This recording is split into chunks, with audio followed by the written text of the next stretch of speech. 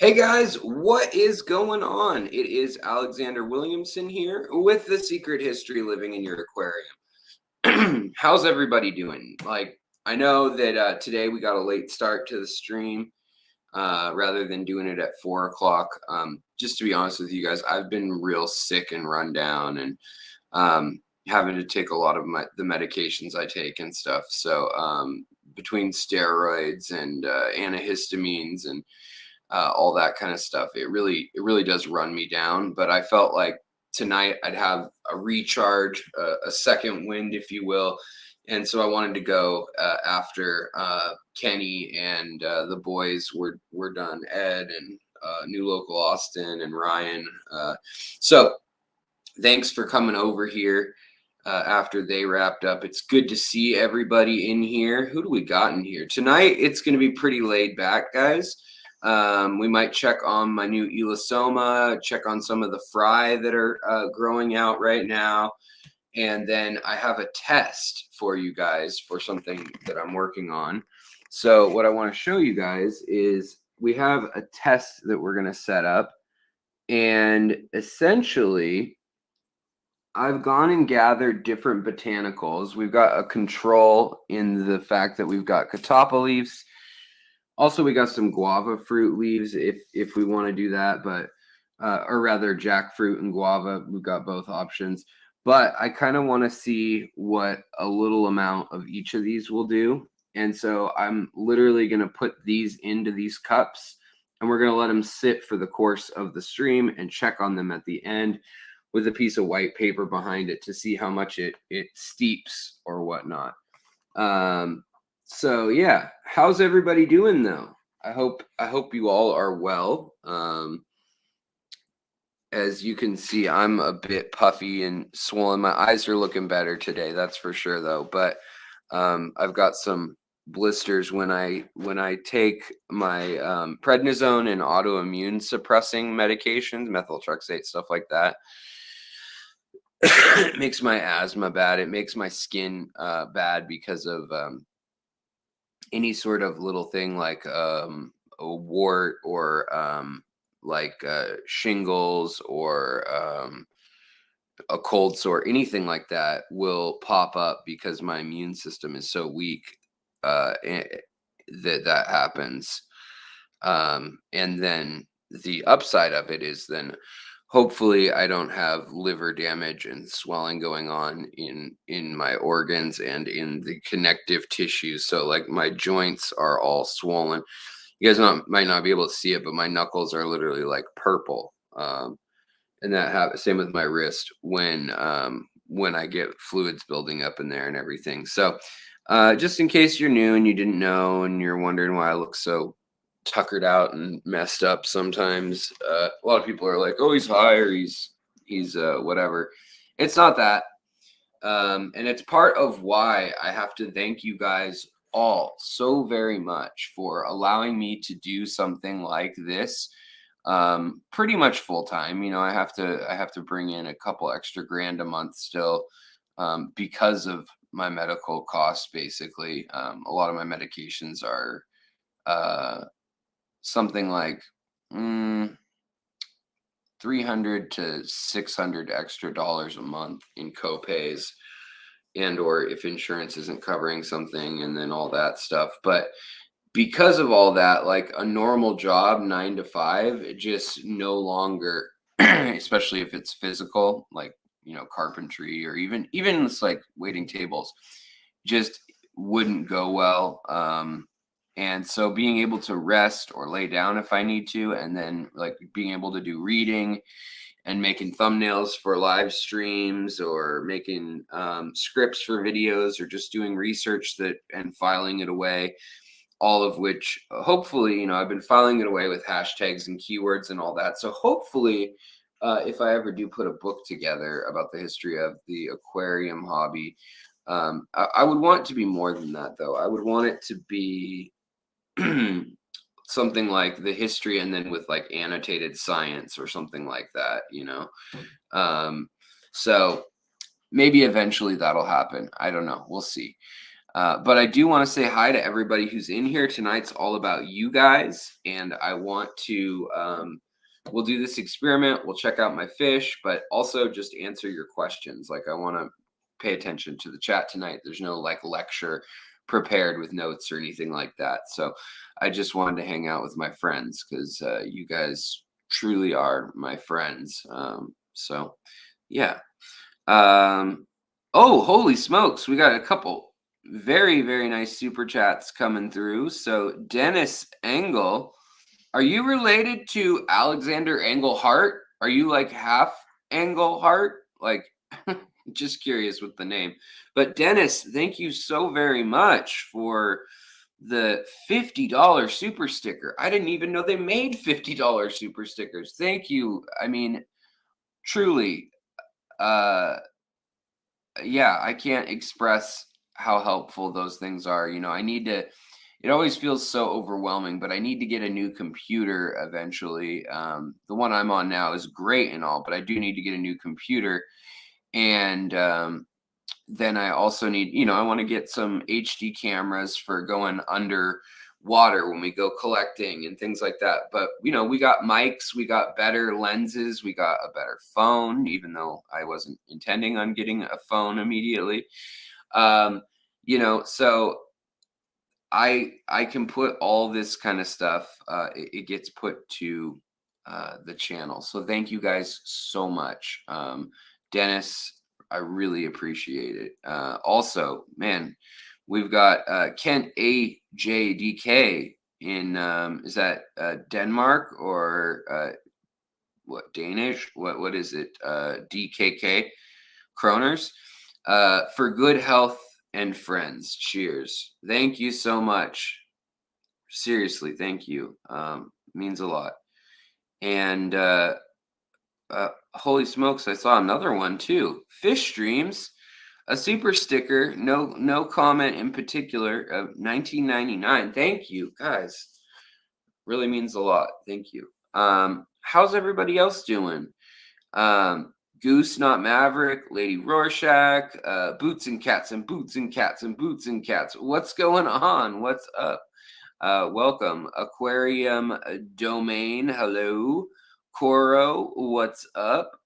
Jeff Kane, Vibes Aquatic, all y'all who super chatted, obviously.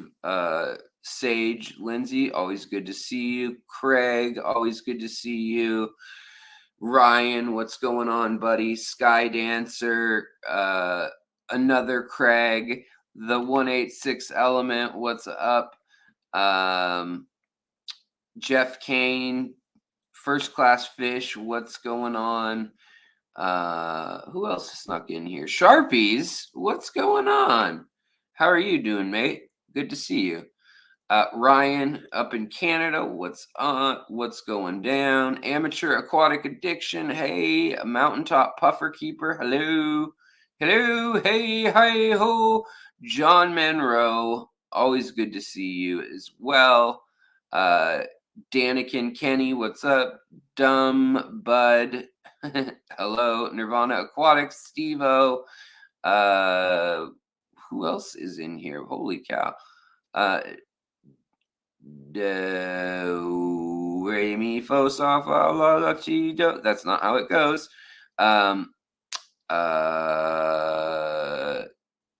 George RB3, hello. Regina, always good to see you, my dear. And who else is in here? Maybe Shanna lurking. Are you in here, Shanna, still? Also, let's see. I just got to make it through and see who. Black Powder Aquatics. That's an interesting name. Maybe Old School Hunting or something. All right, guys. So Nancy B and Dennis C, what's going on? Good to see y'all. So if I missed your question, if you had a question, just let me know with the @ symbol and then Fishtory, FISHTORY. At Fishtory, that will highlight your question for me because I'm on StreamYard. And then if you can't remember that, you can do @ The Secret History Living in Your Aquarium, or you can do @ Alex, and that one sometimes I won't see, but usually I do catch it. What kind of plants are good in low pH blackwater tanks? So honestly, and thank you so much. Also, again, I can't tell you guys how needed and appreciated the Anthrax Crab 4.99 super chat. How much is EJ? What's going on? Good to see you too. So the answer to your question, what kind of plants are good in low pH tanks? It really depends on how low you can go. How low can you go? How low can you go? And I can't go that low. Now, usually I just don't like going below about 6. Anything more than that, and you're playing with fire, 6.5 really, 6.4 is where the good bacteria that you are used to, the nitrite and nitrate eating bacterias and transforming bacterias, that's where they start to kind of disappear off the radar, and you actually start using archaea and yeast, so fungi, um, to allow your aquarium to process its natural patterns over time. They think now that yeast, just like would ferment things, just like a yeast in the body infects things. I know that's not the greatest image ever, but there's these yeasts that just float around all over, just like there's mushroom spores all over. And that's how you get, white mold in a tank that's brand new. And you're like, I haven't put anything in it. Where's this coming from? Those biofilms, they live off those spores. And yeah, but let's assume that black water is somewhere between a 5.5 and a 6.5 or 7, and nice and tanniny. I would say, when you get down into the level where the bacteria starts dying, that's where also, coincidentally, it's kind of interesting. Ammonia cannot remain in the water as dissolved. It turns into a gas, and it actually starts to evaporate as this ion. And so that is kind of one cool thing about when your pH is super low. Yes, the nitrites and nitrates can become more dangerous, but that's countered by the fact of the way it transforms and the fact that you won't see that. Now, you still need nitrites or trace amounts of ammonia. Plants prefer the ammonia route, but ammonia or nitrates, whatever is you're going to be your source of energy for your plants. But I mean, most plants will handle low pH that have a waxy cuticle, it's called, on it.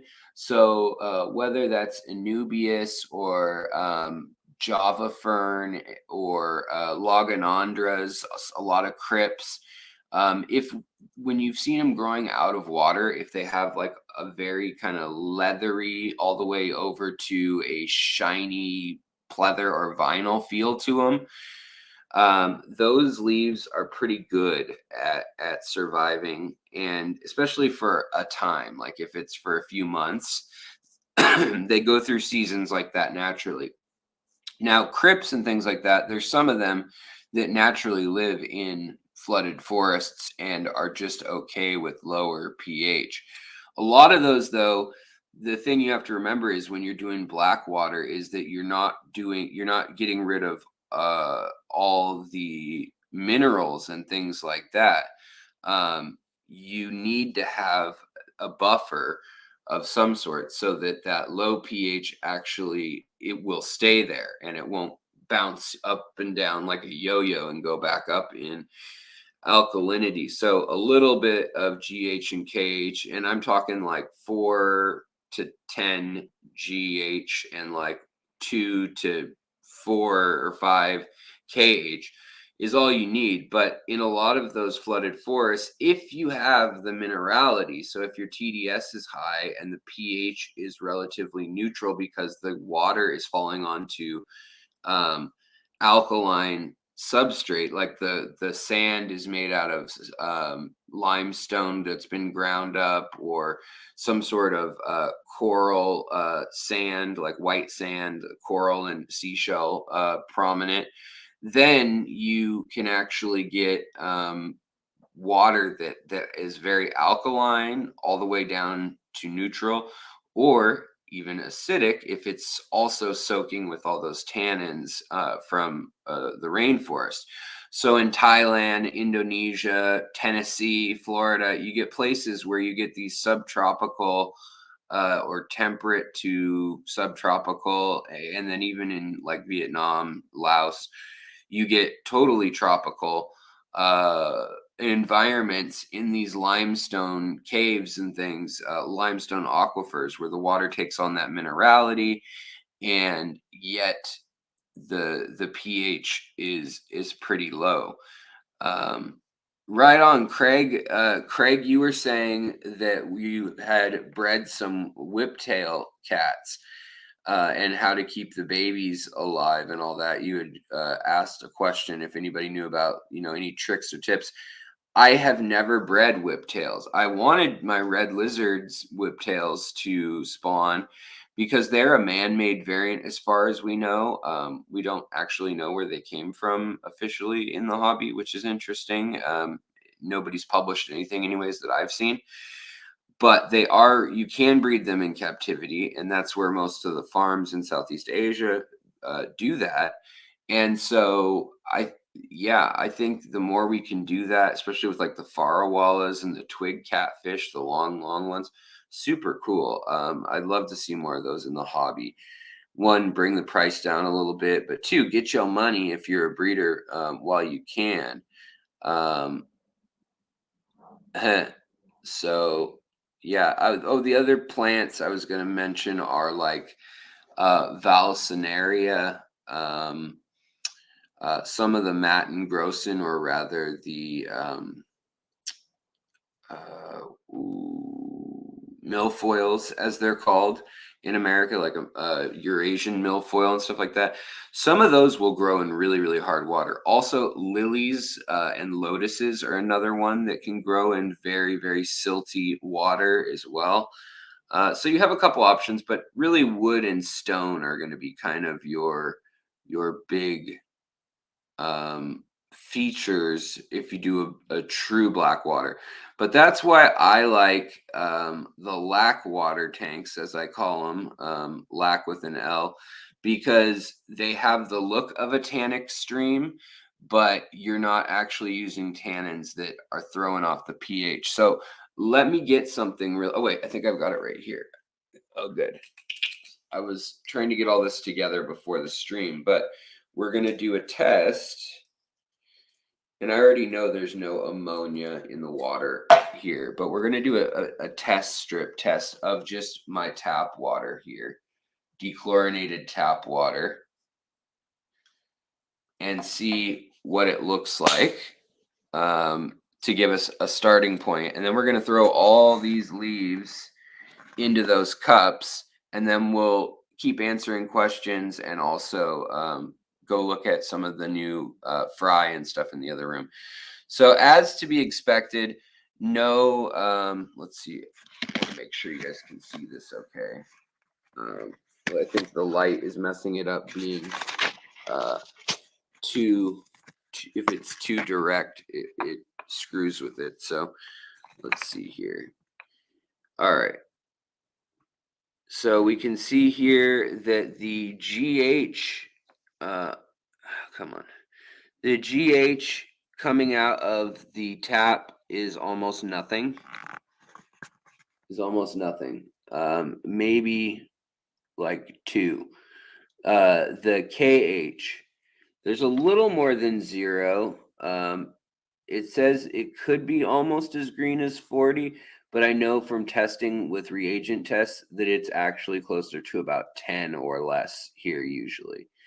And that would mean that our tap water pH, fresh water, is all the way down near probably 6.5, 7. I mean, it depends on the angle of the light and everything, but some people would read this as low as 6.0. I happen to just know that it usually comes out at about 6.5 to 7, somewhere in there. And so I buffer it, and then also no nitrites or nitrates. So let's set this up over here real quick so we can get a view, a room with a view.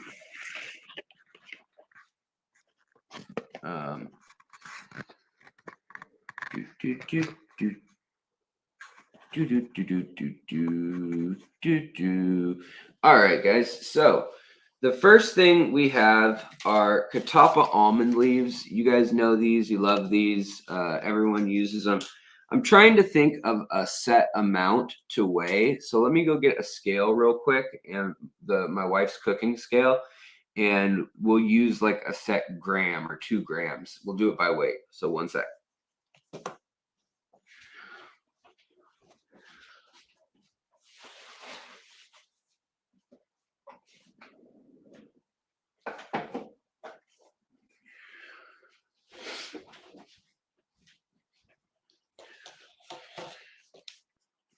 All right, so we can set it to units, milliliters, fluid ounces, grams. So we can do a gram, and let's do, if this even registers. That might not be the best way to do it. Let's see what the smallest oh, it wasn't balanced. Hold on, guys. Okay, so 2 catawba leaves is registering as 1 gram. What's this 1 registering as? It doesn't. Okay, it registers as 1. We might need a more accurate scale. Let's see what this one does. Or if we do ounces. Okay, none of them are that accurate, but I'll get a more accurate scale for the long-term testing, because guys, I'm playing a lot with botanicals and collecting, and I really want to play with some of that. So what we'll do is, I've got another glass of tap water that is just going to stay with nothing in it, but we're going to put one of these catawba leaves in, and we're going to put the one that weighs, let's just go with 0.5 gram. So I'm going to rip it up just a little bit, just so it will maybe dissolve in the time we're watching. But then the other thing I'll do is I'll try to let these sit at least overnight, and if not, maybe a day or two, and get readings from everything. But then we've got it all torn up in there, and we'll let it steep in room temperature water. So the next leaf we have, this is my beautiful magnolia tree leaf, and it puts out a range of leaves. Some of them are small, some of them are large. They're all very leathery and nice, and there's a lot of medicinal benefits and just alkaloid and flavonoid and saponol benefits in these. So let me get a read on these. So if I do this and I take, let's do a combo of part of a bigger one and a couple little ones. So okay, so we got like about 0.5 gram of plant material here, and we're going to rip them up into roughly the same. Now this isn't hardcore science, obviously. This is just, let's see what happens. See how much it changes the properties. So the next one's kind of fun and unique to the coastal Pacific Northwest, and that is going to be the beautiful bark. Look at it when it's wet. It is like, it can be blood red. It can be kind of like ochre color. It can be all the way down to red or yellow. But I wait for this to peel in the winter, and it sheds during windstorms and when branches bust off. But this is from the madrona tree, and the madrona tree peels like cinnamon. It's an evergreen tree with these waxy leaves, and the Native Americans in our area, they used this tea to make, or they used this bark to make a tea, and they also cooked with it using it as a way to balance out with earthy kind of umami or savory flavors. They'd use this or kelp. And so we're going to take one of the tightly rolled sticks. And I think when I start processing this for selling it to raise money for the channel, essentially, I think that we're going to do the tight rolls, because I have to search pretty hard to find these. Out of like 10 or 15 mature trees, these trees tend to only want to grow on the windward side of hills facing salt water, because they need the morning dew of salt water. So I'm going to measure using that, and then we're going to use an open piece of this as well. A little piece off the corner, and then a piece off the other side where it's flatter, and it's actually a little thinner. But this is like cracker dry, even though it's out in the wet weather around here, which is kind of interesting. But yeah, okay, so that'll be about 0.5 gram. And we're gonna see what happens. Is it gonna be like a cinnamon stick? I've already done all of these pretty much, but let's see what happens. So this is actually pretty close to the amount that you would end up steeping. They tend to boil it naturally, the natives here historically, but also new cooks are using it too. Then there are these little undeveloped buds that were never fertilized. What are they called? I always want to say kittens, but they're kitness or not catness. Kitters. I can't remember their official name. Somebody will say it. Kittens or kitters, cat, Katniss. That's a person in a movie.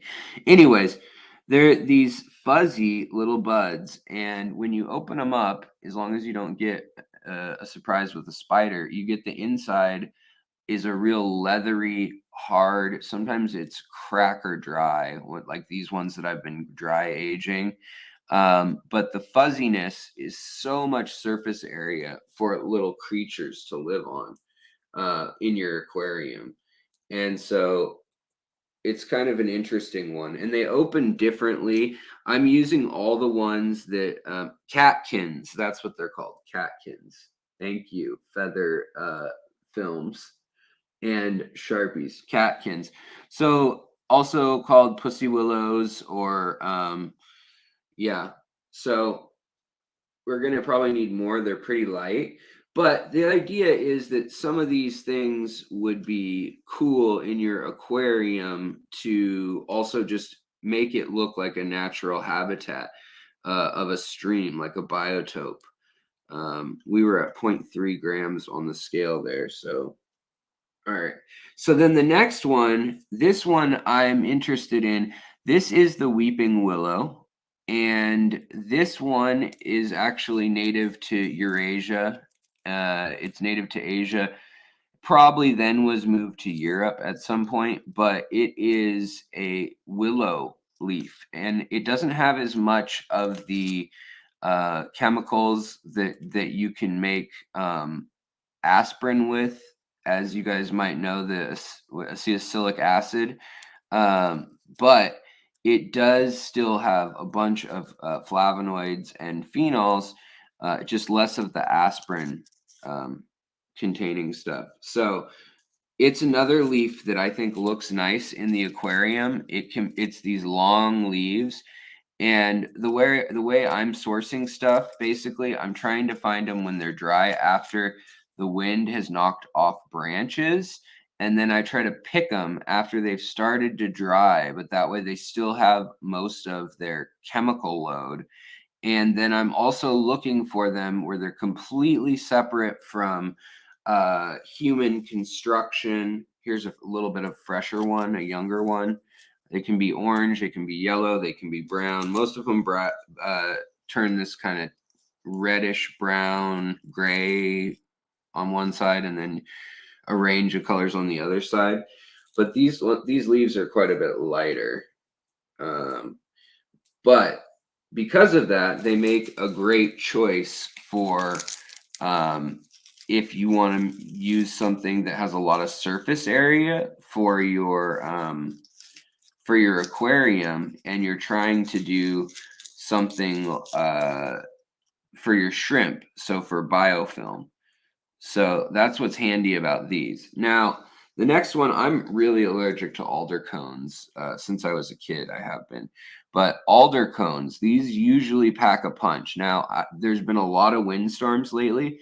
And so these cones and birch cones, there's a whole number of cones that come from beech trees and birch trees, dogwood, things like that, that give these little cones, these deciduous cones.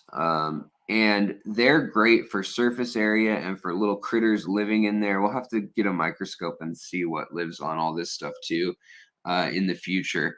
But this stuff, I can't I can't say it enough how powerful alder cones can be. They have a lot of the tannic properties, the gallic acid and the paragallic acid that causes the pH to really drop. So we're gonna weigh this. These are pretty dense, actually. Wow.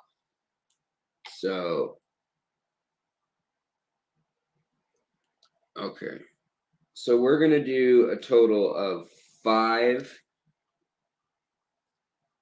to equal a little bit, about a half gram, 5.2.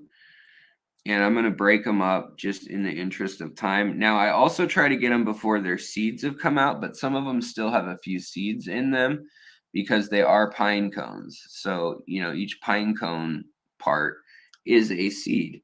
But definitely you want to get them before or after all the yellow pollen and junk is out of there, because if you're allergic to it like I am seasonally, it just gets you. It's a rough one. But this is one that I have to say you really need to be careful when you get a bag of alder cones, more than any other botanical I've ever played with, in that it can so quickly drop your pH like in a night, that I've had it drop by putting I think I put 8 cones in, and it dropped a number of points, like from 8 little cones in a 10-gallon. It dropped all the way down. It dropped my pH all the way down to like a 4, and it killed the fish in that tank. Now the next one is going to be the red acorn. These, I just used the caps. The bodies apparently have some issues. These have been aging for 2 years in a bag. Like I use paper bags, and then I put them in rubber totes with holes in the top so they can breathe. So the moisture will get out, and then I'll put a dehumidifier in the closet, and then dry cure them. But I found that when they are old like that, then they have a little more brittleness to them, but they still seem to have a lot of the tannins. So let's see how much these weigh. They're probably okay. All right, there we go. So we need probably about 4. But the other thing is they're really cool looking. If you have a pile of these for shrimp, I like soaking these and boiling these and then throwing them in the tank. This one, you can see there's a little bit of fungi growing on the inside or something. Don't worry about like trace amounts like that. It's not a big deal. Same with this one, has a little bit of black on the tip. That's probably just volatile organics doing their thing and falling apart. I'm gonna try to break one of these. They're pretty sturdy. Almost need like a nutcracker or something. Maybe I'm not gonna break it. But yeah, from the oak family. All right. So then the last one, this one is these smaller leaves, very waxy and leathery, very shiny, even when they've been out for, here's my aged ones, they've been out for a year. And these are from the camellia bush, which is a big flowering bush, kind of like a rhododendron. Now, rhododendron is not good for your fish. It is poisonous, so be careful with that. So let's see how many of these. Oh, that's just about perfect. All right. So we're going to also do camellias since they are frequent in the Northwest. I'm going to tear these in half too. And then I'll look at your questions. Then we'll go. Let me wash my hands real quick too. And I'm going to just use my pinky to kind of stir around each cup a little bit one more time. Just because, you know, it isn't hot water. We're not boiling them, so you're not going to see the effects right away. So the other thing I'll do is I'll take a picture with my phone, and then we can see over time. I'll put it in the community tab. So yeah, all right.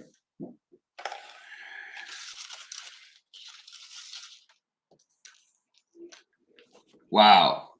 So if you, I don't know if you guys can see this yet, but the alder cones are already turning yellow already, and so the acorn caps already are turning a light color too. Let's see if there's any way to show this off.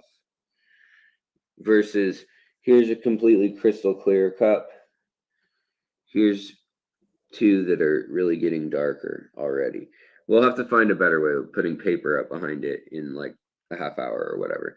But yeah, so these are on their way to doing their thing.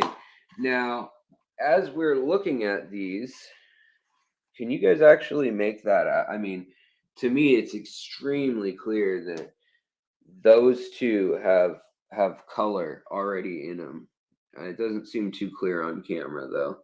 But yeah, these two right here already have like a yellow, like a log, like they're the color of a logger already.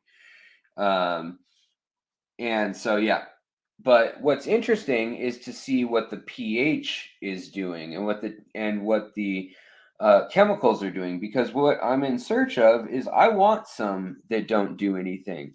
I want others that die with intense color but don't do anything. I want others that look good, bulky, but that are really just like surface area. I was kind of hoping for the willow leaves to be more of a surface area thing.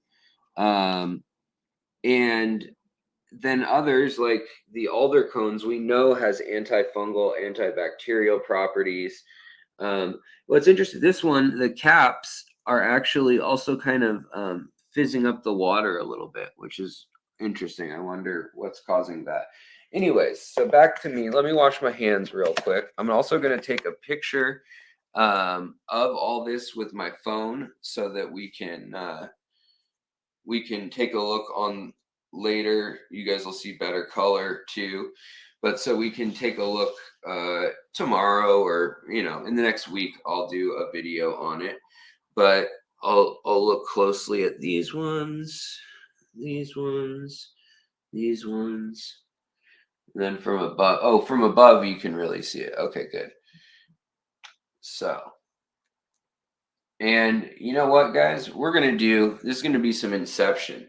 Hey guys, we're filming during a live stream because we just set this up at night, but we've got alder cones, we've got red caps of acorns, we've got camellia bush, we've got willow, weeping willow, we've got catkins from a magnolia tree, we've got red madrona bark, and then we've got over here is going to be the madrona leaves that are aged, the 2-year aging ones, which I just use for surface area. They don't seem to stain the water a lot, and that's what I look for in them. They have some sugars for bacteria to thrive off of, the beneficial, but they don't seem to put out like a crazy amount of tannins. So then over here, just as a kind of a control, we've got catawba leaves, and we put 0.5 gram in each cup of water.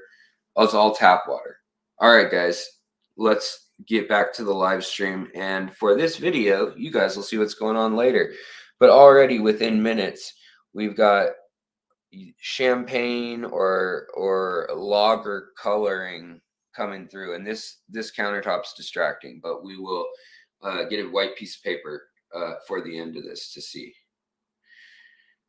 All right, guys, let me wash my hands real quick, and then let me double check what you guys have been saying in chat and see if I can help with any of your questions.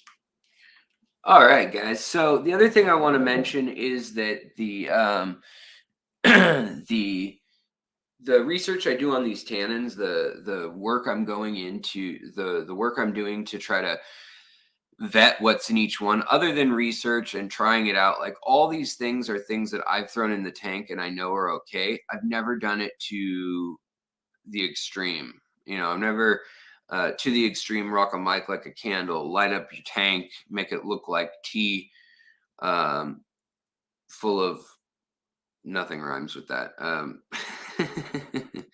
But yeah, so the southern magnolia is good to use for tannins or shrimp food.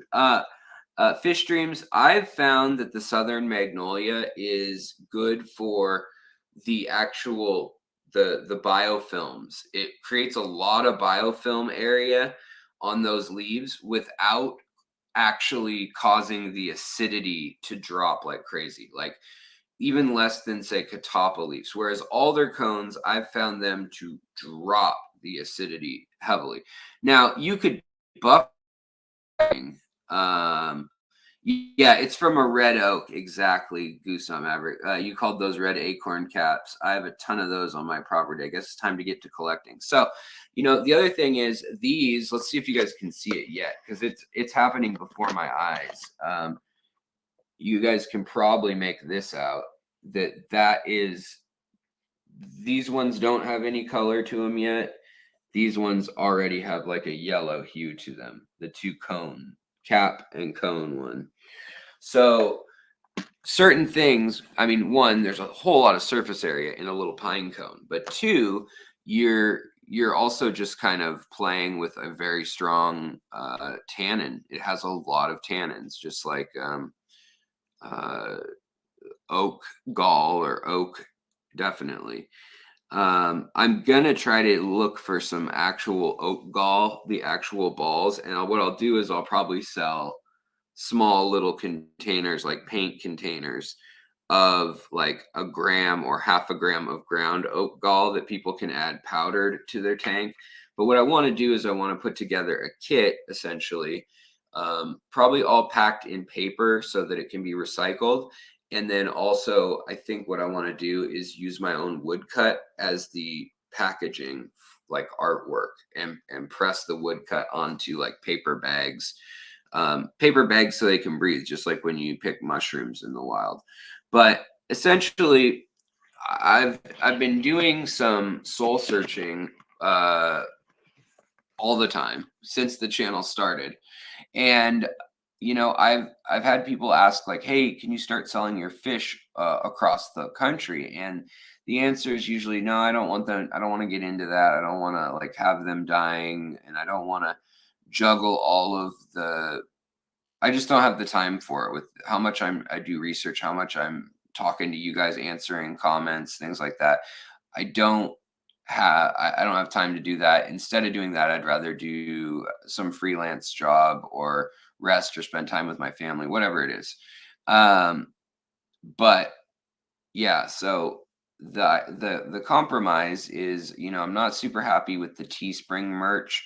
In the long run, it's fine for what it is, but some of the shirts and stuff, after 2 or 3 years, all the like this stuff, the screen printing or laser printing, depending on how many colors there are, it starts to peel off, and that's just lame. I don't like that. I want to have a good product.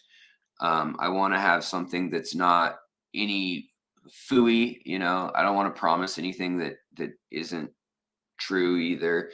And I just don't like corporate and I don't like making something that's not already there, if that makes sense. I don't like the waste of that. So if this is stuff that I can go forage and then treat with care in preparing it and looking for the best specimens. So, you know, I don't just rake up a bunch of magnolia leaves. I look for the ones that have no bug, slug, or any sort of markings on them, no slime on them like that, no fungi growing on them yet, and that are rich in color.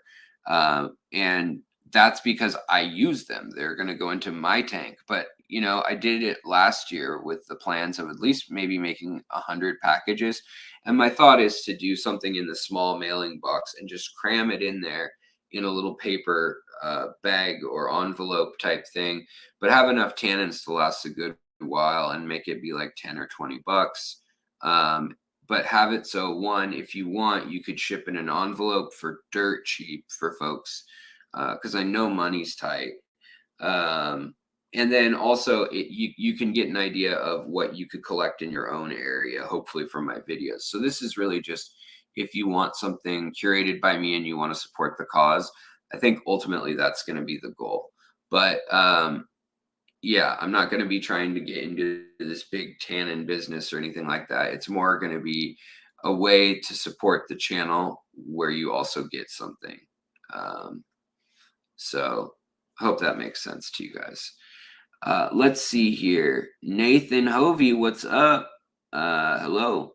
Mr. Penguin. Yeah, you hate shipping too? Yeah, I get you. Discordia creates. Hello. If they're in chat, let's see here. Yeah, getting deep with deep. What's up? All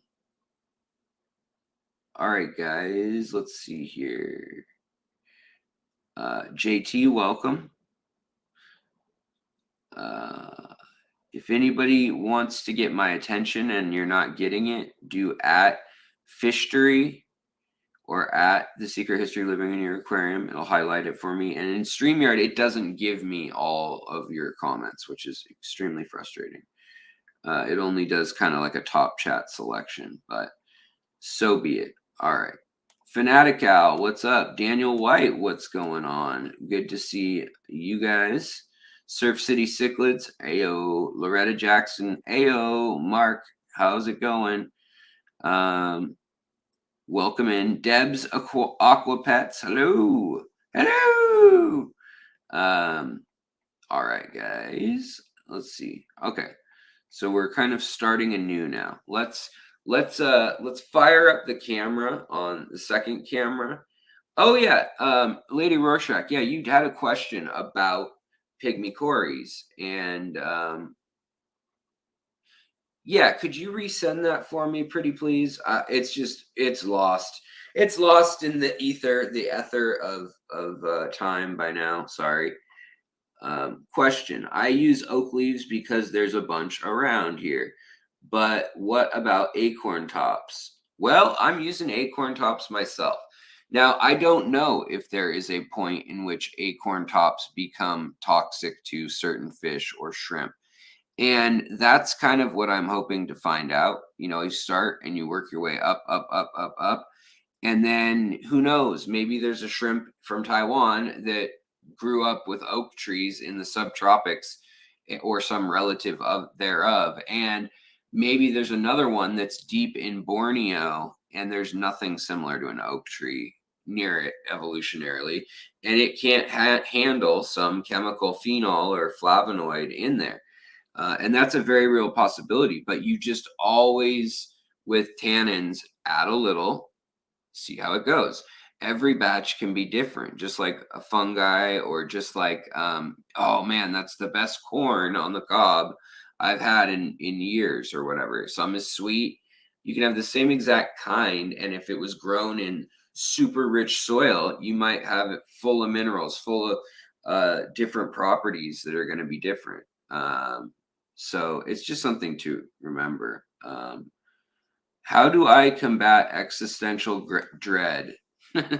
um, with my health and my financial stuff, the people that I've lost in my life, uh, all of it, my anxiety, the depression, that stuff. To be real, I focus on minutia. I find the beauty in little things. I look at something and I pretend that I'm trapped in my mind for a lifetime with it. And I start running through all the questions I could have, for instance, about Chardonnay. No, this is the acorn, red acorn tops. They're getting very yellowy red color already. But I start looking at them and I think, man, that pattern on them, it's super similar to the pattern on, say, a pine cone. Why is that? And then it turns out, well, it's the Fibonacci sequence. And there's a certain way hexagonally that shapes stack in, just like sunflower seeds, just like pine needles, just like pine cones. And there's a certain way that things pack in. If it has 3 sides, it's one pattern. If it has 4 sides, it's another. And Fibonacci is the name of the guy who figured that out. There's also a whole numerical side of that. I have a whole video on it if you're curious about the actual Fibonacci. But my point is, I look into the depth and the complexity in simple things and then kind of try to tear that apart and toy with it and try to understand it on several levels. Like, what is light? It's the thing. Light is everything that's a color is exactly everything but that color. That's another trippy thing. So you're looking at those acorns, you're seeing red. Well, it's because the athaptascan, the keratin, the lycopene, all that stuff has a red or yellow wavelength that it reflects. It is not a red or yellow thing.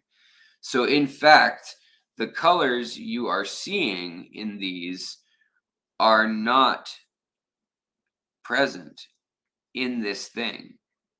So it's everything but that. The green, the blue, the purple, all those colors are being absorbed by it.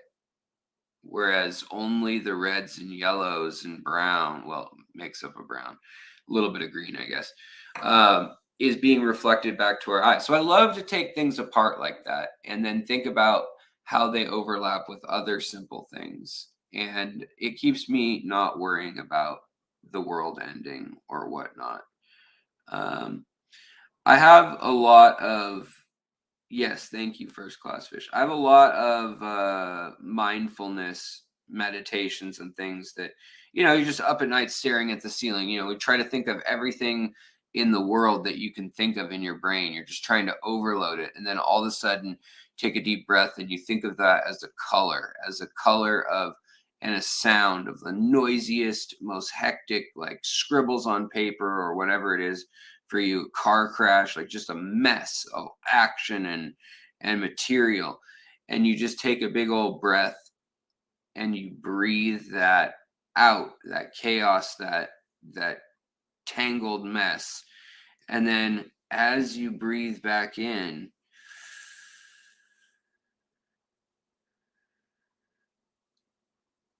for the count of 3, 4, 5, whatever it may be, you're breathing in clear, open space, the sky on a cool day after you've exerted yourself, in that fresh air, the feeling of when you roll down a window in a hot car and that air hits you and it hits your skin and it's refreshing, or vice versa, when it's cold and you step into a warm place and it just envelops you and everything feels okay.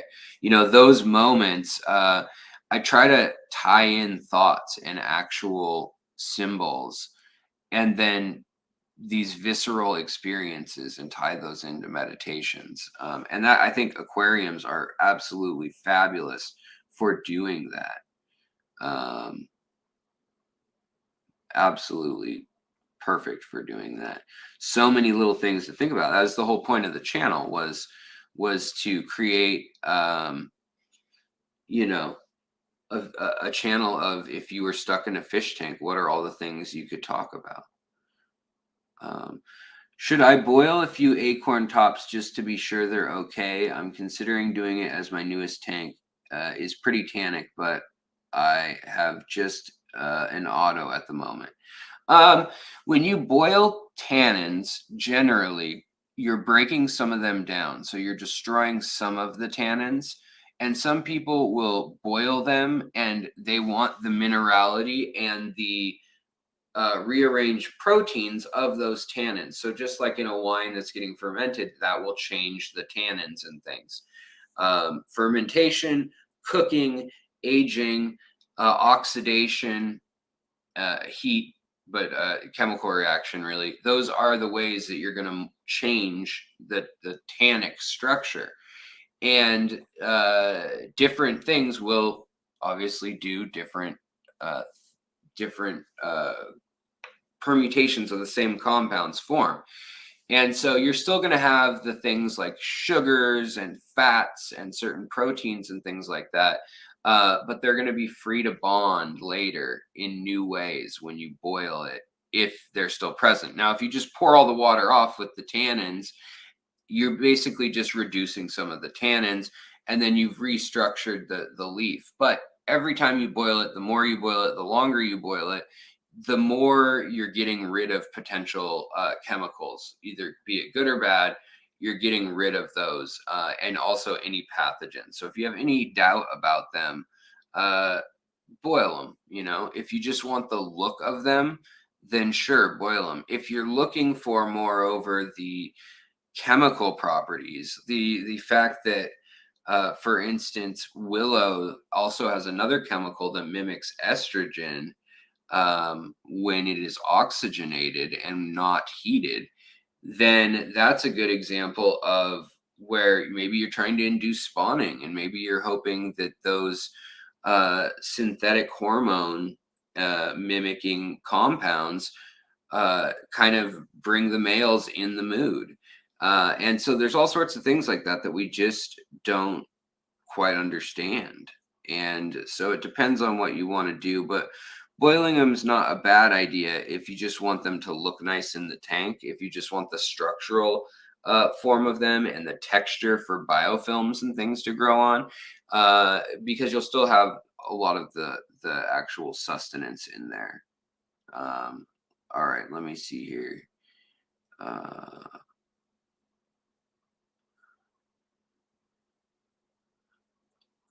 I was looking for the question. Fish, Nirvana Aquatics. Fish. When I created my channel, I wanted my brand to be about mindfulness, so I borrowed the Buddhism term Nirvana. Yeah, no, I like that, and I like what you do too. It's very, very beautiful work and thoughtful, clearly. Alex, you have any thought of using shells from walnut or hazelnuts? No. Well, definitely not from walnuts, just because black walnuts have been proven to be very poisonous towards fish and mammals. So I just stay away from the walnuts. Some might be totally fine, but until someone comes to me and is like, "Oh my goodness, look at this research that shows that this is good," I stay away from any of the trees, barks, leaves that have been known to cause irritation. Some exceptions are like cinnamon, clove, nutmeg plants.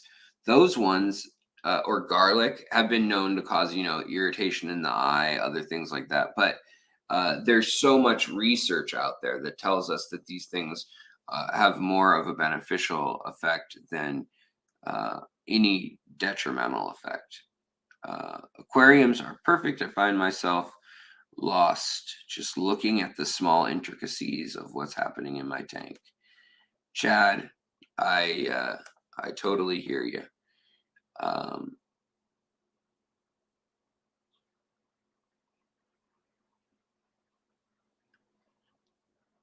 Would willow tree leaves be a safe source of tannins? Well, that's what we're going to find out, James. So far, the water has not turned any color, and this is a weeping willow, mind you. And I have these in my pond. I've had the leaves blow in the pond from the neighbors, and I can tell you that hundreds of leaves went into a 40-gallon breeder tub, and it was totally fine.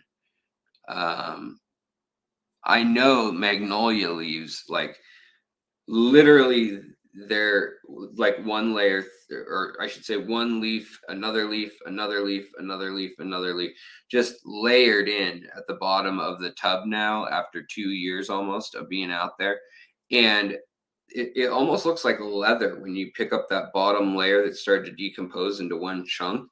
And the magnolia leaves, they form this like leather almost, or paper, or papyrus, of all the leaves in the bottom of the water that's been there. But it will stain your water at some point, but not that much. Surprisingly little for what I would assume they would have done color wise. Let's see here. Whatever happened, Lady Rorschach, I love the concept of using Japanese maple leaves for their delicacy, shape, and color, even when dried. Anyone have luck with that species? Well, maple trees I've used frequently, and they work just fine. Oak trees, a lot of people have had good luck, including Imperial Tropics was using oak tree leaves by the wheelbarrow full in their ponds and tanks. Let's see here. What was Lady's question? Did I miss it again? Was it just up above somewhere? Maybe. I want to plant trees in my yard soon, North Florida. Oh, lucky fish streams. Wondering what could be fish related except southern magnolia. The Japanese magnolia grow better a little farther north. Guava fruit, jackfruit, moringa. Those are the three that I would do. Plantain, like banana plantain, those are great. I would do any of those. Heck, catappa leaves. When I get around to thieving Alex's experiment, Sharpie's got some witty babble. I'll dunk some Acer Japanese maple leaves too. Yeah. So I think the way I'm going to set this up, by the way, is 1-gallon tubs or milk jugs with air stones in them, tumbling for like a month maybe outside. Now, the thing is that they should be heated if it's for tropical aquariums, but I'm trying to get a long-term feel with the control of no other botanicals or living things. And then the other thing I'm going to go ahead and try, obviously, is we're going to try more of just throwing them in tanks that I have going, because that always works well. Chad, Alcaraz, Alcare, however you pronounce that, Alcaraz or Alcare, thank you so much for the membership.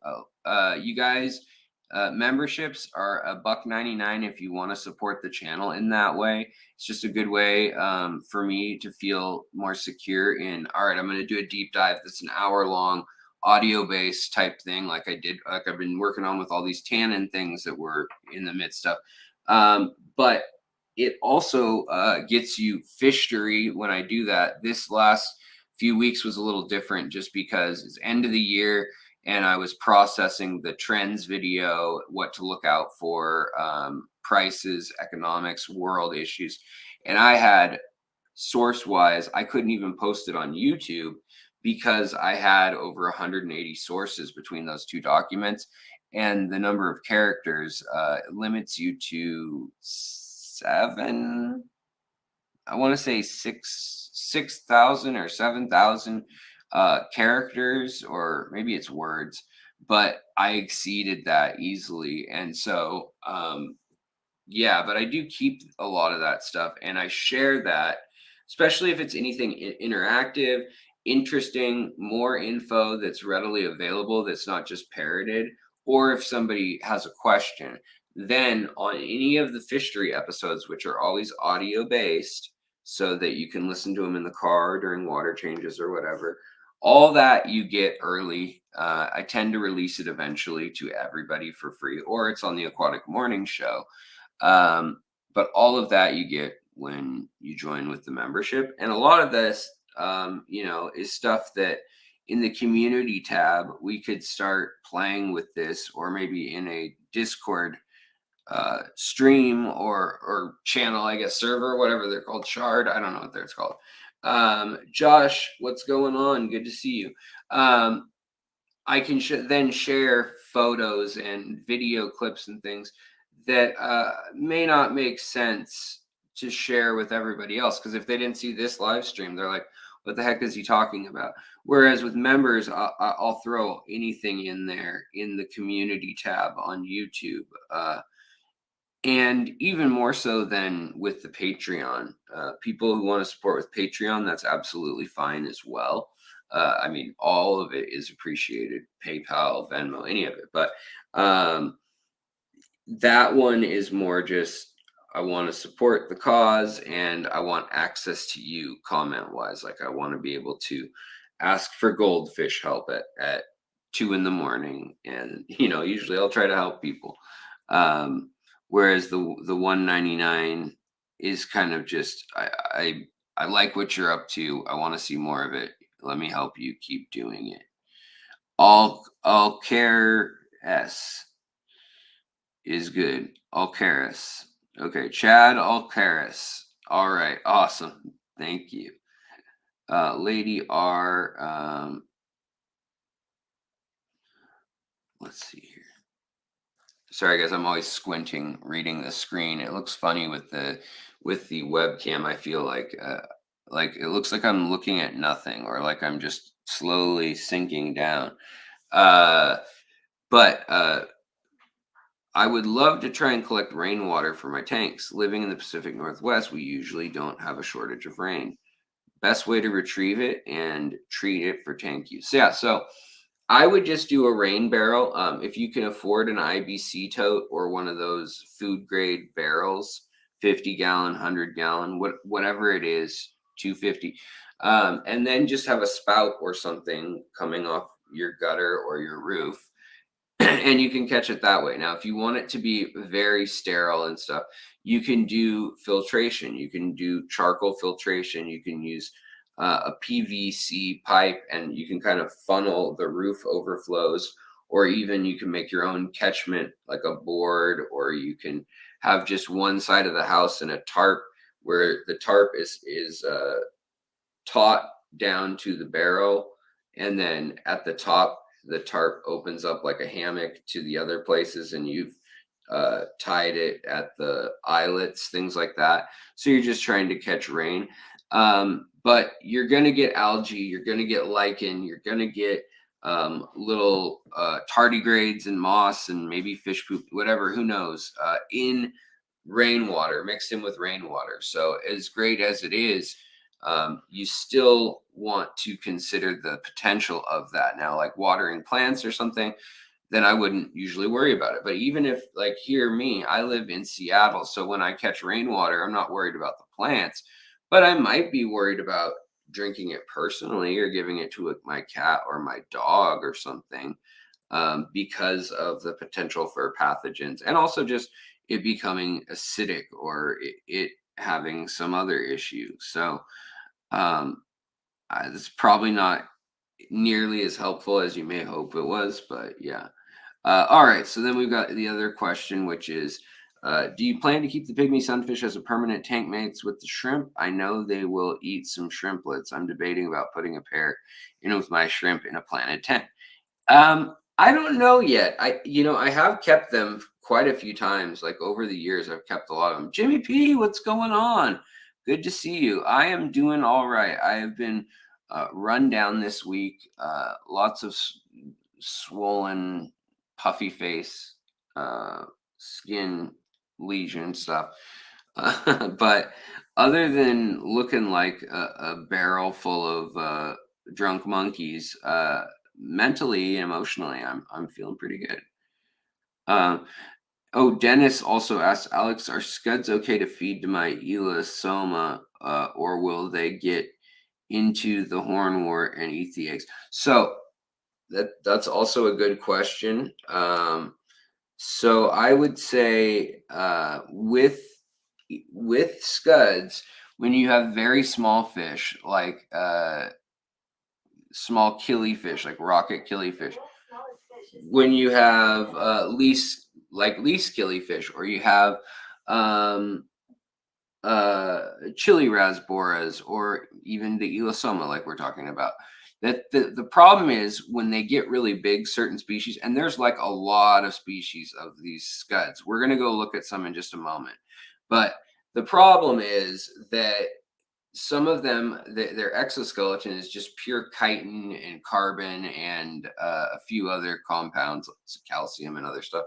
Um, but that can get stuck in their throat, and it's not even nutritious. A lot of times they're shedding their exoskeleton, and that's what you want to avoid ideally. So if you can get them the little green scuds that are still just all juicy and all nutrition, they're not a white color or like a foggy color.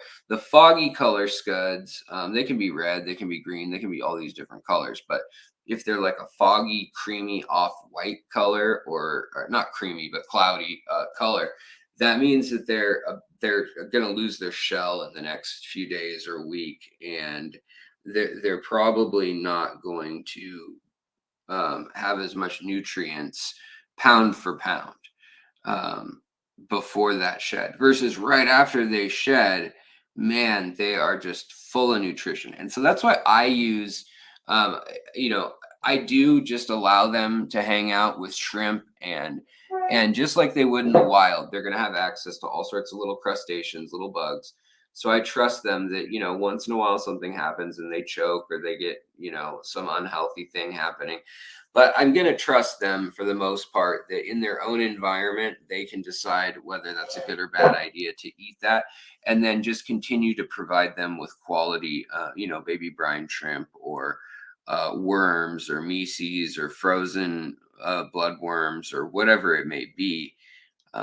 That's kind of my my thought and my idea with that. But I think keeping them with the shrimp, I know that they like to eat baby shrimp uh, as a delicacy. They love that. Alex, did you like the Dr. Pepper commercial I sent you? Yes, that was awesome. Thank you, Angie. I really do appreciate that. When you guys send me stories, or when you guys um, send me interesting links, or sometimes people send me stuff. I've either a PO box or a business you guys can send stuff to. Also, yeah, it's always really fun, and I always appreciate it. But all right, let's go look at those new sunfish and see how they're looking, and then we'll end off the night within the next 15 or 20 minutes total, by looking at this experiment one more time. And you guys can probably see now how colored up the alder cones are. So we'll do a test on them, because I know they're going to be the most extreme difference in pH and everything. So, all right, let me get this next camera up. But thanks for bearing with me, you guys. And again, thank you for the super chats. I can't tell if people are signing up as members sometimes. I see them sometimes, not all the time. But if I've missed anybody, I'm sorry. And just chat, yell at me if I haven't said anything about that, or gifted super chats, or anything like that. Like, I hate that StreamYard doesn't let me keep track of it very well. But let's get this other camera fired up and going. Let's see here. So we're going to mute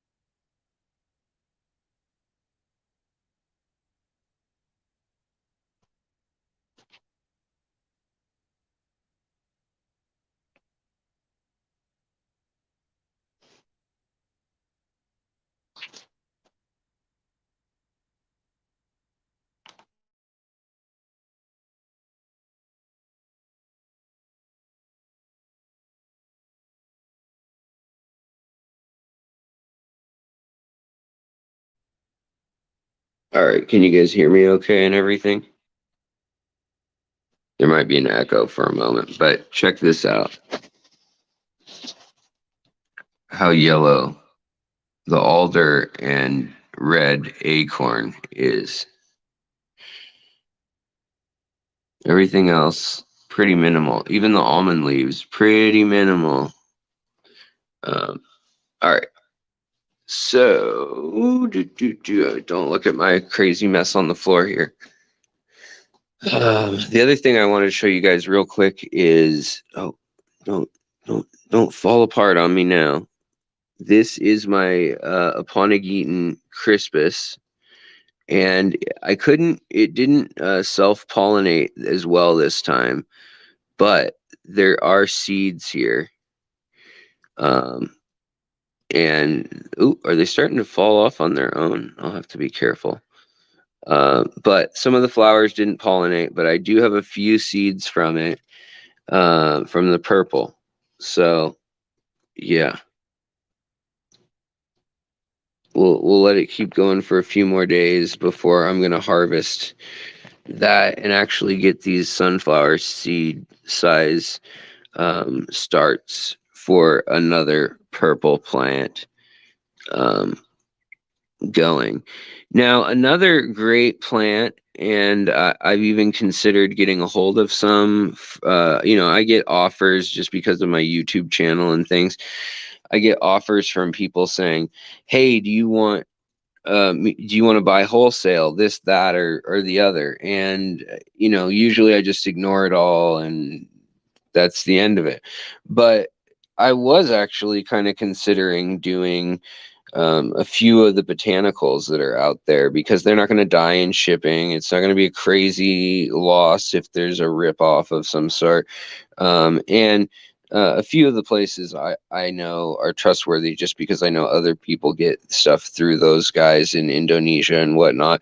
But one that I don't source, and maybe, who knows, maybe I'd rather source it in the US. If one of you's in Florida and you're like, oh, I got an endless supply of those, I'll send you, like the prices they're offering internationally are like, send me $30 and I'll send you 10 kilos of banana leaves. Like, it's crazy, but even double, quadruple that price, as long as it makes sense when you break it all down. If we made them into packs for people, as long as I could make about 3 times whatever I'm buying them for. Ugh, look at all that slime algae.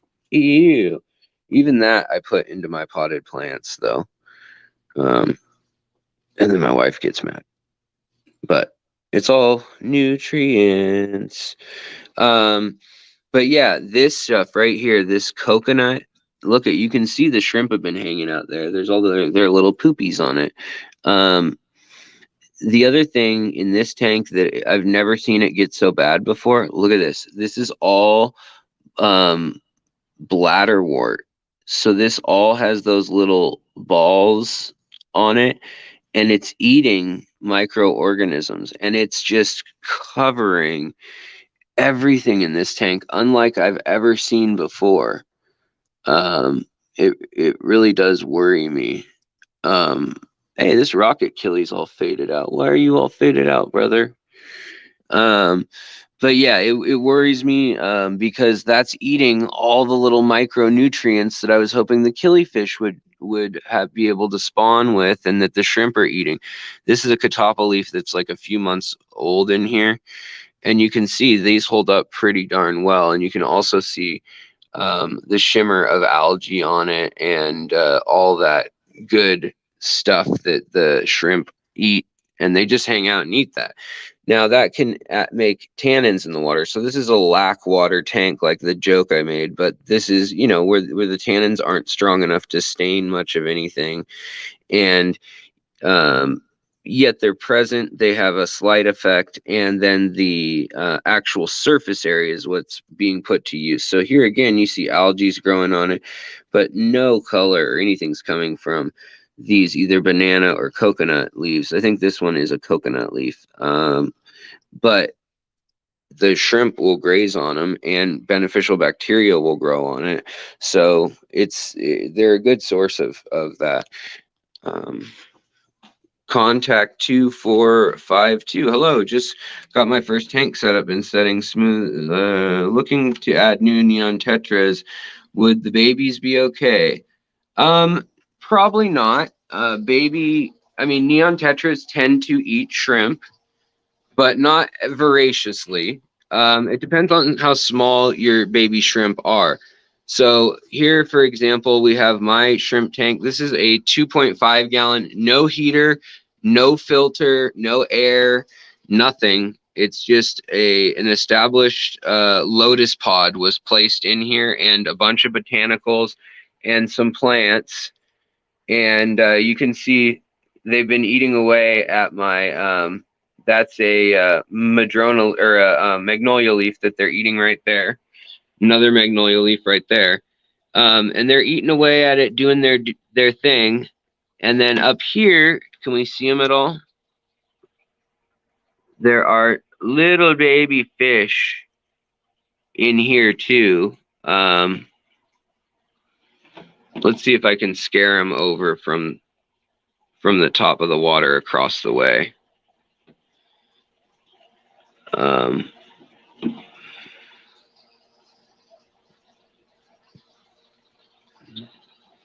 I hope they're doing okay. I don't see them that much. I see the shrimp. They're all doing good. See, they're shedding. But if you've got little shrimp, like smaller than like that little one on the glass, that's not even, I mean, these adults are an inch. That little one's maybe an sixth of an inch or a fifth of an inch. Those would get eaten. But if they have a place to hide, they won't eat too many of them to the point where like they're all gonna die or anything.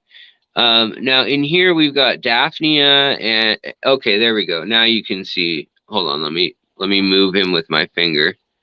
We got some baby fish in here, and I hope you guys can see him. Yeah, you can probably see. You see his head. Baby fish.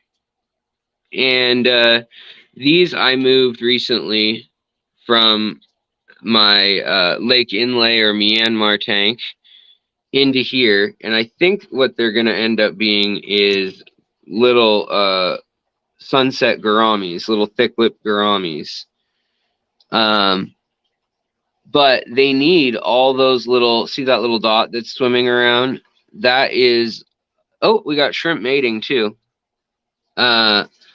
But yeah, they need all those little things. And so I always try to keep an eye on the balance of how many little tiny fish do I have in here? How many of the little white dots am I seeing on the glass? Like, are they getting depleted?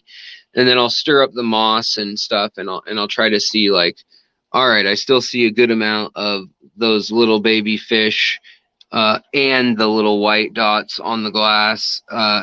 If you look under the microscope, which I'm going to do a video soon of examining the baby fish that we rescued out of the community tanks and how often, just you name it, you point out a random community tank and there's going to be fry in there. Now over here, let's see if we can scare this guy our way. There's a totally different baby fish fry from the same community tank. Let's see if we can see him at all yet. Yeah, here he comes. So this little guy has a bluish body, like a bluish silver body. And so I don't know what he's up to versus the other one, which has like a gold or copper body color. But they're just kicking around with the shrimp, growing out, doing their thing. And that's the breeder kit that I got from Aquatic Arts. And then we also have a whole lot of success up here. Let's see if you guys can see them at all. Let's see where they're at right now. Are they? Oh, they're hanging out low. So this is the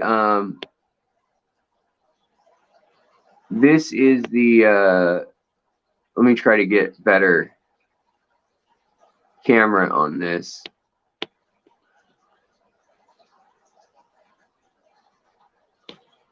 So these are the baby fish that my Bettas had. And you can see them doing their thing. There's a whole bunch in here. And I've moved a few elsewhere just to see what's up. And there's algae and all sorts of tank water from, like, I took tank water from this tank. I took tank water from the shrimp tank. I took tank water from here and from here. And I combined it all up into here just so that the babies, the newborns, will have food 24/7. Be that algae, be that little micro things like whatever that white tadpole looking thing is that just swam by.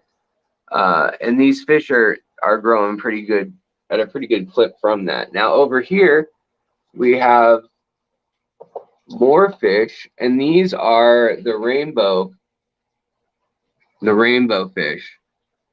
And I have a spawning mop. Now some of them haven't hatched yet at all. Others have. I don't think they're going to show up well for the live stream. I'll have to record a video. But believe it or not, they're in there. And yeah, look at all the babies up here now. All their little heads up in that corner. So I don't know what they are necessarily, but I do know that whatever fish I put in here, rather than hanging out up high like those other ones are, they're mostly hiding. So we'll see what happens. Now over here, this is just my contrast, my box that gives me some contrast.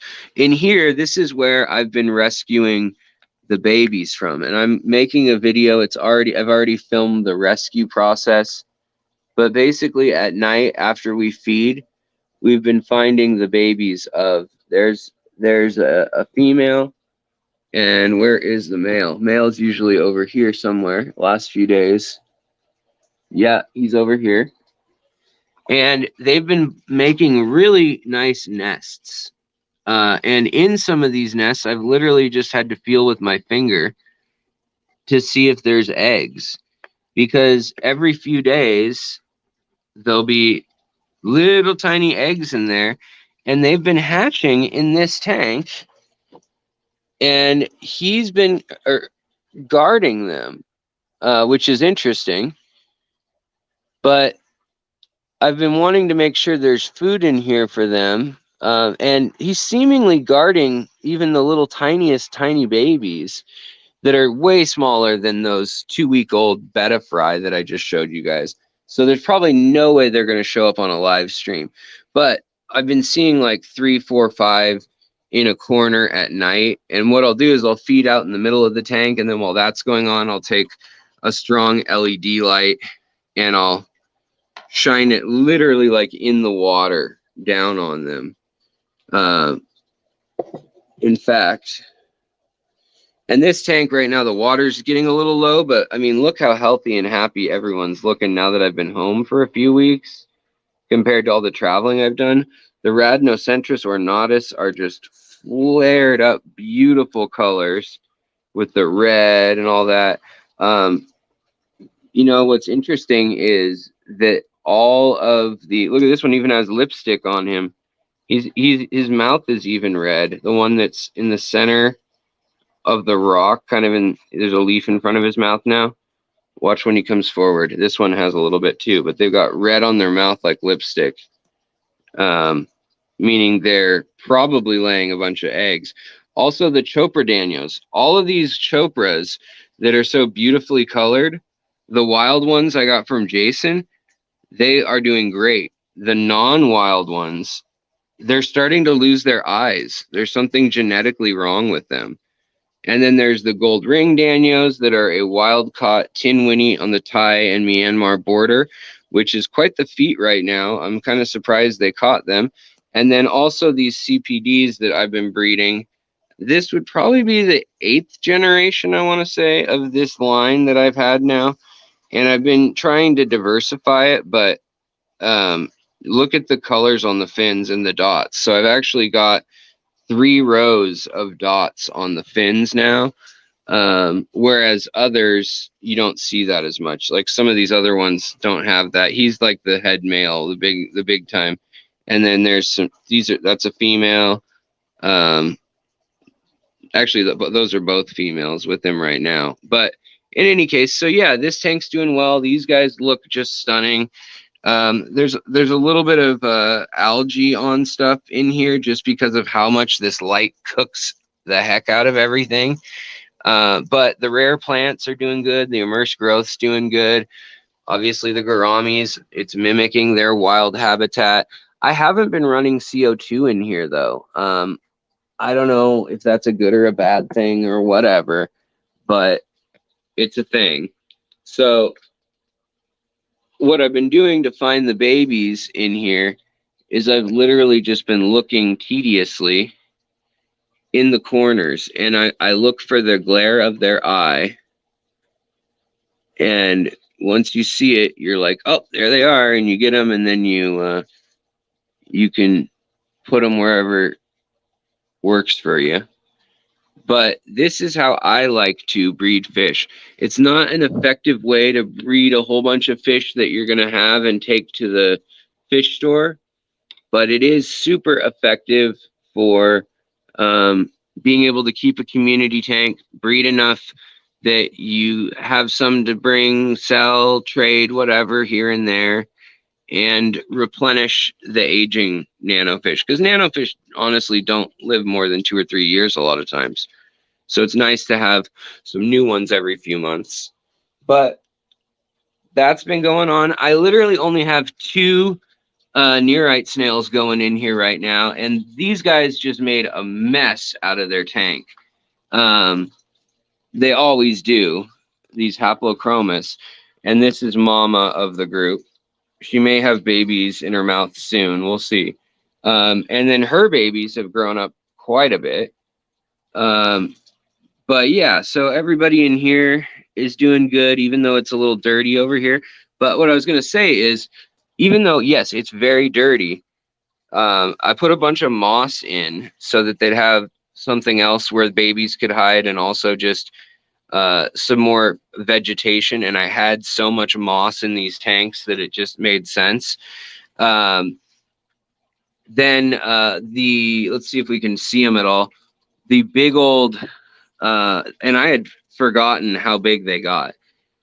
But now that 2 nearite snails is all I have, yeah, here's one of my oldest nearites. This nearite's like 5 years old, and it's like the size of a large grape or a ping pong ball almost. And he's fallen and cracked himself within the tank so many times. It's not cracky. He's gone now, unfortunately. But we've got another nearite in here now. And they've cleaned off this side a few days ago. And then they've cleaned off almost the entire front. Just those 2 nearite snails of that size. And they need to get down in here and eat all this biofilm.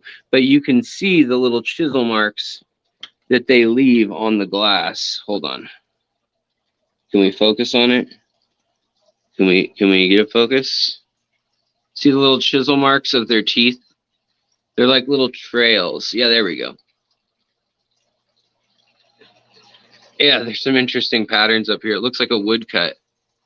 I wonder if we could add something tasty or something non-tasty to these, and then get them to actually like chew an actual pretty pattern or like a word into these stuff. But my in here and also underneath the moss, the catfish, the Synodontis that I got from Aquatic Arts 4 years ago now are absolutely huge. A finis, I guess, is what they are. But they're like, I mean, I don't know, 8 inches, 9 inches, the big male that's in there.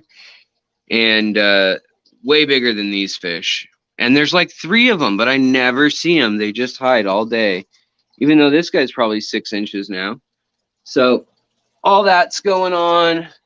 This tank has another variety. This is the wild variety. That bright yellow you see is different. in the gouramis when you see them.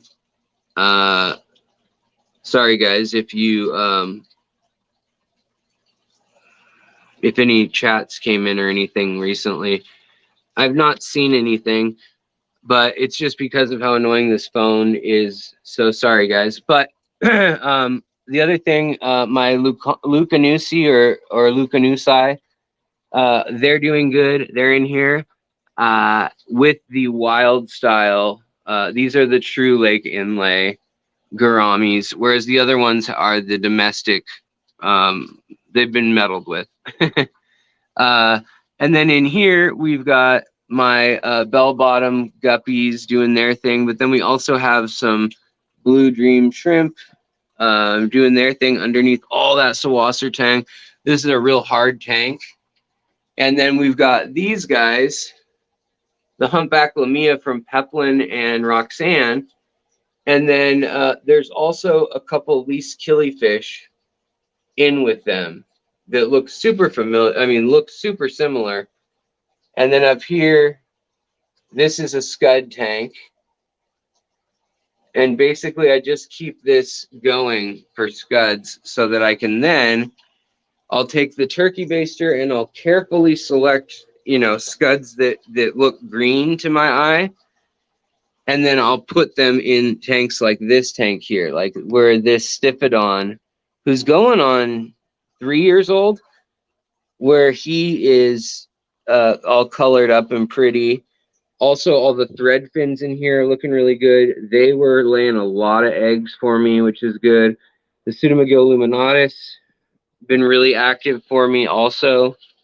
And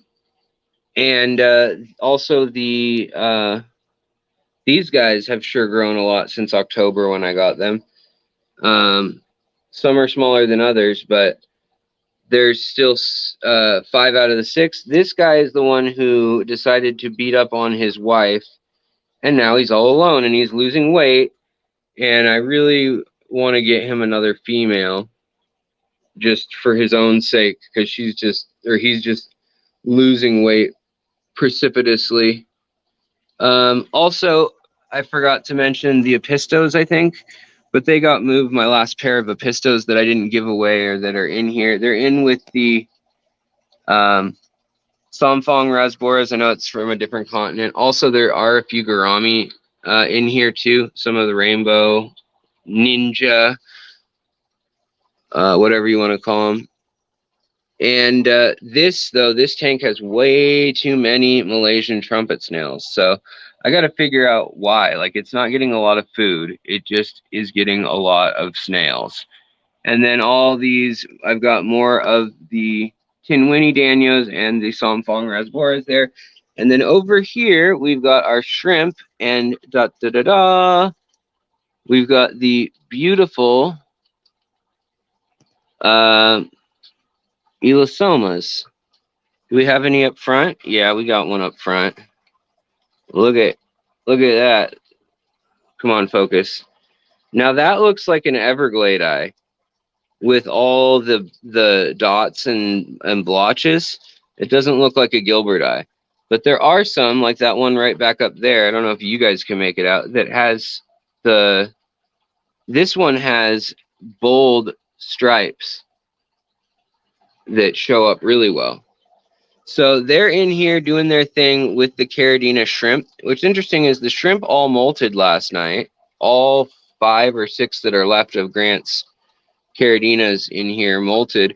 There's still planaria in here, and I'm hoping that the Elosoma eat that, but I don't know if they will. A lot of fish don't like planaria ever, but these guys are wild caught, so maybe they will. Then over in here, we've got more, another female up there. We've got a lot of these cherry shrimp in here too that are buried. There's a buried one. There's a buried one back there. There's a buried one back in there. And then we've got a total of 5 or 6 of the Elastomas over in here. That's a female. And not looking bright and colorful at all because she's a female. But I'm excited for the males when they start picking a territory. They've got the caves in here. So here's a scud. I wouldn't go with this scud. That scud that we just saw, not green enough. It's too white. See how it's clearish cellophane shell? Could you? I don't know. I wish I could focus with this StreamYard thing. But yeah, so when I'm looking through and looking at scuds and tanks and stuff, I'm always looking to see what age they're at. Oh, he's colored up. The Episto's all colored up. The Hong's Loei. And I haven't been able to tell yet if I got a female or if I've got two males. I'll need Mick to be in here to tell me that. Because they were both in a tank and they were all clear. Like they had no color to them when I got them at the store. They were not happy campers. These are the cheetah and then also the raccoon shrimp are all that's left of my wild ones. Grant sent me. Oh, there's a male that's got some blue color to it. So I'll have to get some still shots for you guys and put them in the group community page. I wish I could post more than 5 pictures, or maybe on Facebook in our group on Facebook. I'll put them there if there's a bunch of pictures I end up taking. But in any case, having fun with it. No filter or anything in this one. This one has an air stone and a canister filter going. But Elosoma, I've kept in literally a bucket like that. That has some shrimp in it. But I've kept them in that low quality of conditions. And they've done just absolutely fine. Even had babies. They eat most of their babies in that condition. But it's possible. And then under here, we've got all the Africans doing their stuff, the blue buffalo heads, the green lip buffaloes, the Synodontis. Man, that tank is dirty when you shine a flashlight on it. But yeah, so things are going okay. I got a big, nice, rare crip from a friend I met at the AGA, unfortunately. And look what these little assholes did to this beautiful longiplume, or rather crypt, Aponigetus crypt, I guess. And then the other thing I noticed about this, look, they just chewed it to pieces. What, but you won't eat the pieces? You just want to keep chewing? I don't know who did it. Who did it, guys? Who did it? It's probably you. You guys always cause all the problems in this tank. And don't ever have any babies for me. And then there's Bettas in here too. Still have the just low-grade Bettas. But that's what's going on, guys. Also got lots of these little bleeding heart babies growing out. The adults did not survive well. When the power went out, they got a little cold and they did poorly. But it's a good thing I got like 7 or 8 babies in here with the Mickey Mouse tail and then the bleeding heart body. And then over here, we're getting green water, and that is on purpose for more fish spawning going around in different tanks. And the bettas have been split up, the females and males and stuff. I've been kind of splitting them apart. There's the other male Rasbo. And then that way we can then put them all into the different tanks up here and up over here and spawn them out. So that's what's going on, guys. Also did something that's real dummy. And I put these 2 tanks in at the same time. This one won't come out because of the angle of all this. Even if I move this filter and everything, it's this lip. If this tank comes out, this tank can come out. But this one's full of water, so I have to drain this one to get that one out. And then I can scoot it over and add another one again. But this was the Turkana tank. I got rid of the Turkanas, and their pH was so crazy at the, like, they had an 8.0, and then they had all the botanicals and everything, but they also had no plants other than rhizome plants and floating plants. And they just kind of like this, you know, they had a whole bunch of floating stuff and a couple lilies and things. But their tank got cyanobacteria as soon as they were gone to stop keeping of it in control. Oh, sweet Sharpies. I love those fish. Yeah, as soon as they weren't there to keep things in control, things got out of hand real quick again.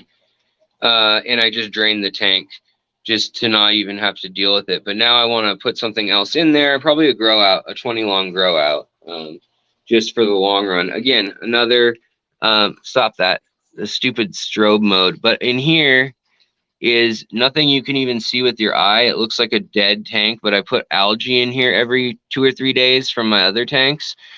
And there are all these little microscopic white worm-like things that are in there that fish just absolutely love, the babies. So I just culture different things, just give them different environments to eat.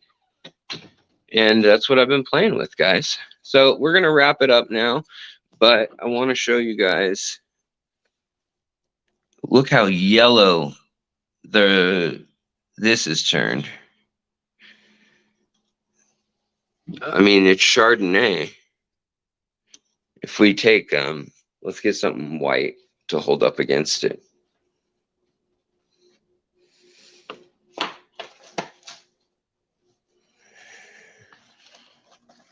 Not much going on there yet. Absolutely nothing in the magnolias. A little bit going on, a little bit of red and yellow coming off the madrona bark.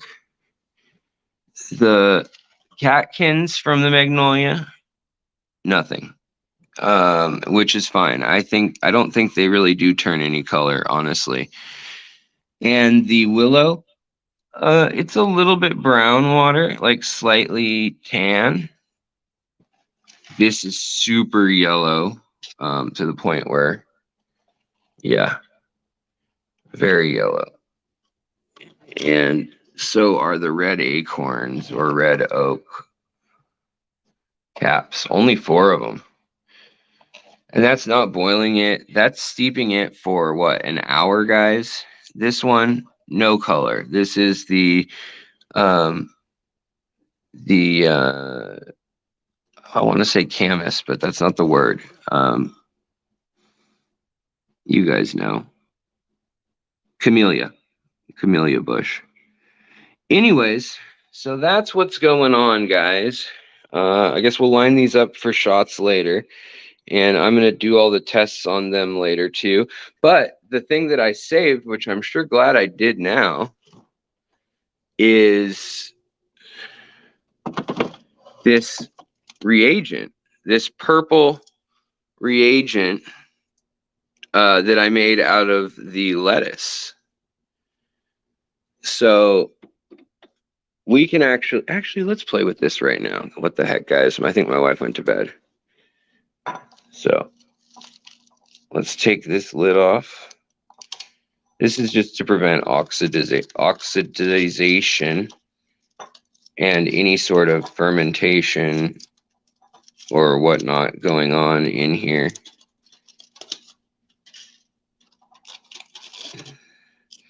Did it work?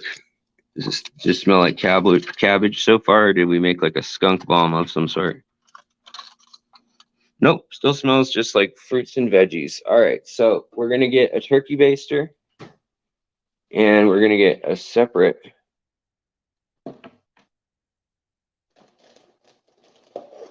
guys, I'm going through these cups like there's no tomorrow. So let's try a little bit of this one. A little bit of Monica in my life. A little bit of her. So just in a few hours. And let's try, for control's sake, the almond leaves.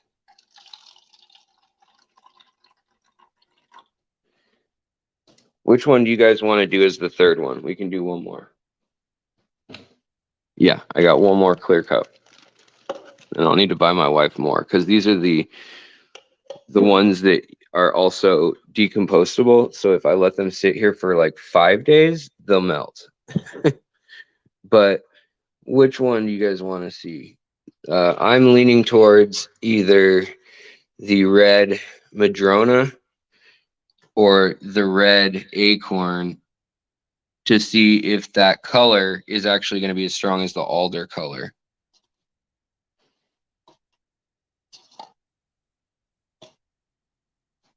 If the pH rather is going to change that much. So you can still see the purple on that reagent we made out of the cabbage, which check that episode out if you want to learn how to make your own at home.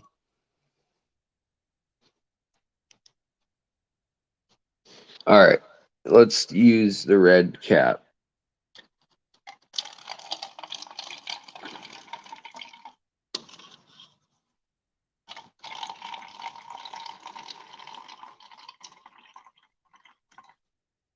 All right.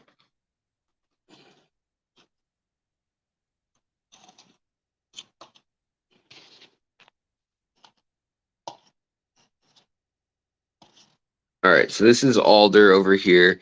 We're going to put the catappa leaf in the center.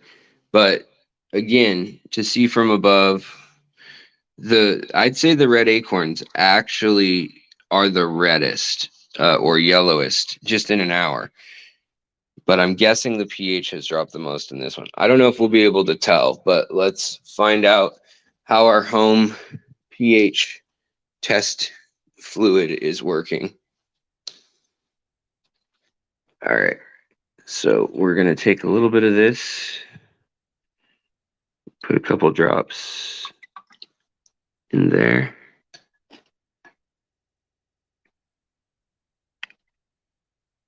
I'm going to put a couple drops in there. I'm just looking at how high it is in the cup.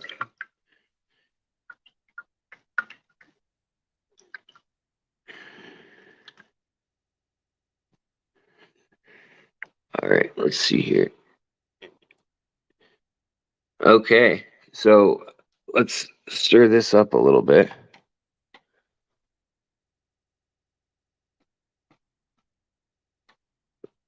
It's interesting how that turned. It's separated,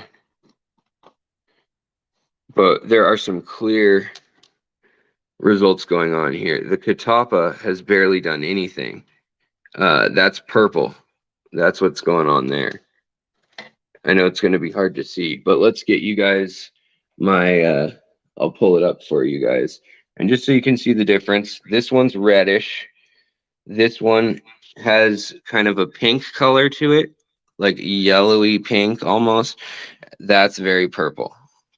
And so we're going to pull up on the computer for you guys.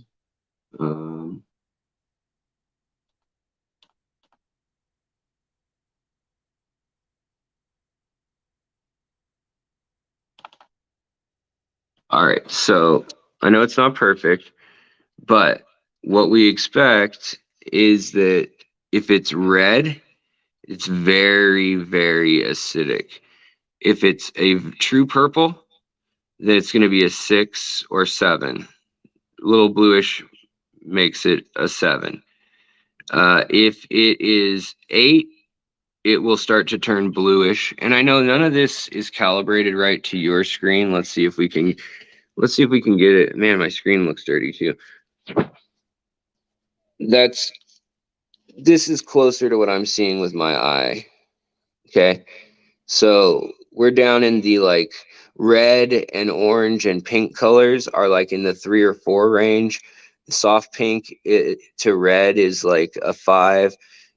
6, 7 is a purple, and it'll go to blue and then green if it's alkaline. But if we're here, that's going to be a pretty close to neutral. Not much has changed in the water. In fact, let's go get the control. Where did that go? Well, we'll just have to use.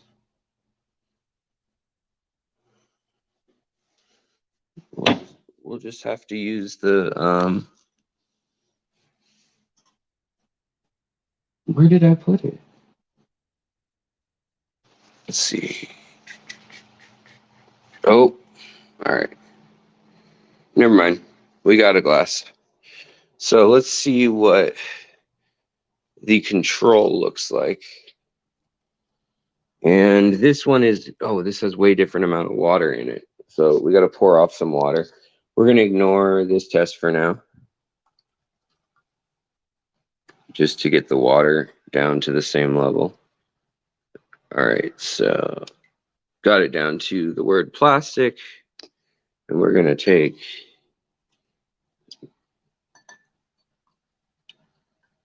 all right, so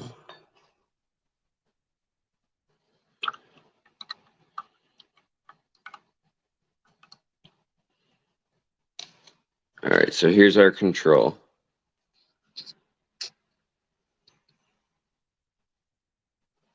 And I know these aren't super clear on the internet, but it's very clear to me.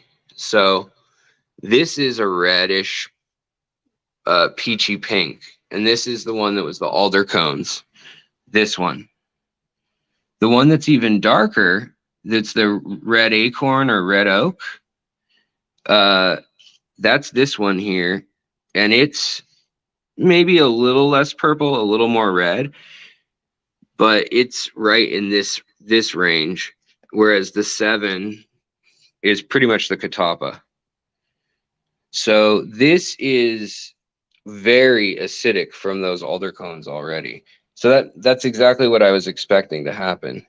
But that's our little 1-hour test. I'm going to actually use real test strips on the remainder of this stuff.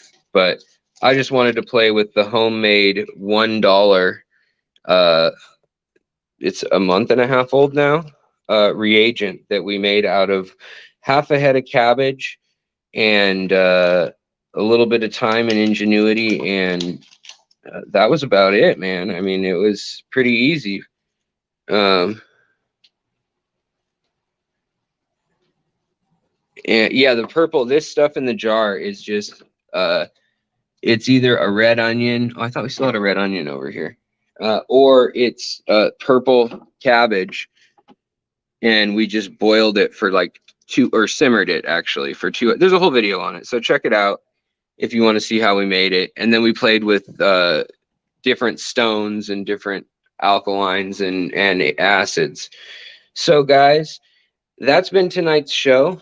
I hope you guys have had a good show, and that you guys are doing well. I'm gonna call it a night. It's a later show than normal, but I have so appreciated you guys joining me, and I always do. Yeah, the alder cones, Agua Bonita, they big time have lowered the pH like 3 points, and that was only 5 little cones, half a gram in half a cup, so maybe 6 ounces, 5 ounces of water. And same with the red alder, or the red acorn caps from the oak tree, from a red oak, barely changed it. Catawba leaves, they made it slightly more acidic compared to the absolute control. Let me see if I can get both these in one hand.